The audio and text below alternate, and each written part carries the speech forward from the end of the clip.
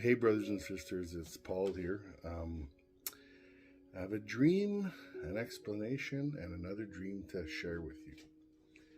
I hope everyone's well. I hope you have a wonderful Sabbath today. And I'm just going to get into it. So, off the top of my head, I do not remember the days I had these because I didn't write these ones down, but they're so clear and so vivid in my mind. I'll say that the first one that I had was today's Saturday, so I'm going to say Monday or Tuesday. I'm not sure what day. But anyway, I think it was Monday. The first dream was I was in an airport and I was waiting to get on a flight. And I saw my dog, Misha, which is my golden retriever. She came and walked up to me. And if you've ever had a golden retriever and you're sitting down, they always like plop on the ground in front of me. And I reached down and I went to rub her belly, and I looked up and I saw blood on it, and it ended. The dream ended. I was very upset by that because the enemy was trying to lead me to think one thing when really, when I took the time, and I didn't do this till yesterday to figure out what it was, I was not right about what I thought it was. So I had looked at it like she's my friend, and there's a Bible scripture that says, no better friend is the one that will lay down and put his life for you, and that would be Jesus. But it bugged me for 3 days. Like, I wouldn't be shown a dog to represent Jesus. Like that, it bothered me, so that's why I never put it out.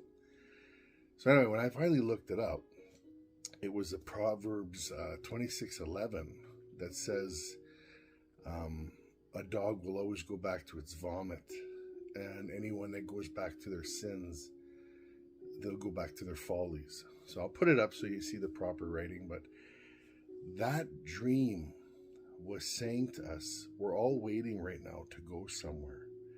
And you need to not be led away. You don't go back to your bad habits. Don't go back to what everybody does it with their mind. Like, this used to make me feel good and I'll go and do it again. Don't.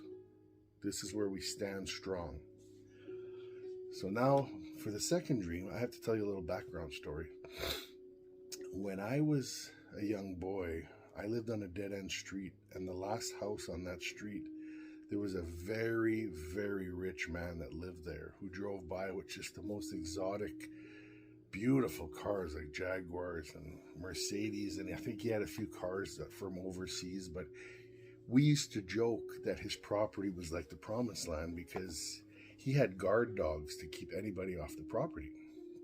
So I said that to set up this dream. So in my dream, and this is interesting the way God, like, I had a bunch of dreams last night and I knew most of them were attacks, but God showed me a dream of one of my friends. His name is Paul too, who is selling a yellow Volkswagen, which to me is hilarious because that was like in the middle of all these crazy dreams. God said, Paul, pay attention. Here's your car. Pay attention to what I'm going to do now. So in my sleep, I chuckled. Like, I woke up in my dream realizing, okay, I'm paying attention. So that led into the next part of the dream. So in my dream, I was driving a vehicle and I looked to my right and there was a woman driving a very beautiful Roadster 1940 something car. Think of the ZZ Top car. It looked like that. But I think it was like a off pearl color car. And as we were both driving to the end of the street I grew up on, where there would have been a driveway, it was all blocked off and there was gravel everywhere and it was just completely blocked off. It had roadblocks, and she got out and she was extremely upset that she couldn't go down that driveway that normally would have been there because her being rich and always getting her way, it upset her. So I got out of the car and I walked up to this roadblock and I saw that it was full of water. So where I live in the springtime, there's always flooding waters that go over that driveway. So I was kind of like in my mind following, in springtime we might have flooding. But a bunch of older people rolled up to the edge in the water on these rowboats, and there was many of them, and they looked terribly upset. And they asked me, son, and I would say they're like 70s, 80s, 90-year-olds, you know. They're like, do you know what's going on right now? And then I heard what came out of my mouth.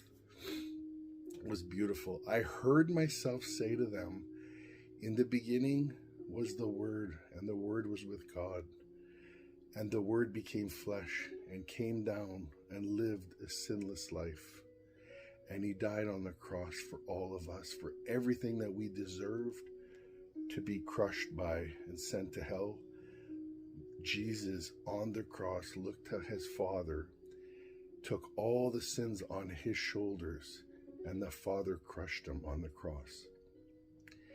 And one of the ladies, sorry, that gets me choked up every time. One of the ladies jumped out of the boat and ran and hugged me. And she's like, thank you. I needed to hear that. And I said, this is the time to stand strong. And that was the end of the second dream. My brothers and sisters, I don't know. I'm sure many of you feel what I feel. I feel like something is right around the corner.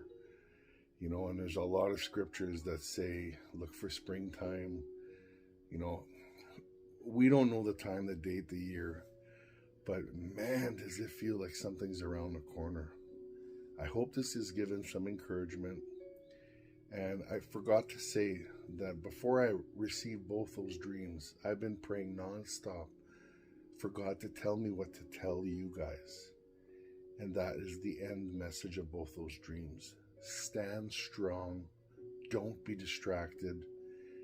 And I'll show you the scriptures. I woke up at 5:20 this morning with the second dream, and it said, don't be led away. So Jesus gave me this to give to you because he loves you, and he's waiting for you, and he's coming to get the bride. Guys, have a wonderful day. I love you so much. Bye.